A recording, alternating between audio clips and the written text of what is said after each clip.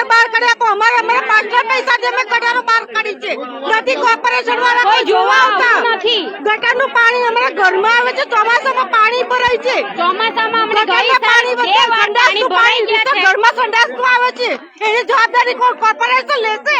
આજે 80 વર્ષના ભાવ અહીંયા પાણી ભરે છે કોર્પોરેશનનું ટેન્કરોમાંથી, એની જવાબદારી કોણ લેશે? અમારે પાણી ભરાતું નથી, બહુ ગંદુ પાણી આવે છે, તો ડેરે ભરું છું તો તમે લેવા આવો છો, અમે આપીએ છીએ। વેરા નહીં ભરીએ જ્યાં સુધી પાણી ચોખ્ખું નહીં મળે, હોશ નહીં મળે ત્યાં સુધી અમે વેરા નહીં ભરીએ। છેલ્લા 12 વર્ષથી પાણીની સમસ્યા છે ને છેલ્લા 1 વર્ષથી તો દૂષિત પાણી પીવાના પાણી અંદર મિક્સ થયું છે।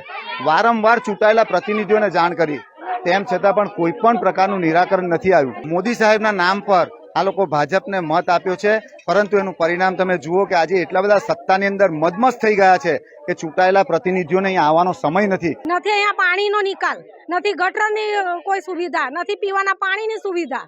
અમે વેરો ભરીએ છીએ, time to time light bill ભરીએ છીએ, તે છતાં હાઉસિંગ બોર્ડમાં રહી એનો મતલબ એવો થોડો છે કે અમારી કોઈ વેલ્યુ જ નથી, કોઈ કિંમત જ નથી અમારા લોકોની। એટલે આ વખતે તો જો વોટ વાળા અહીંયા અમારી સોસાયટીમાં આવ્યા ને તો અમે એનું માથું જ ફોડી કાઢીશું।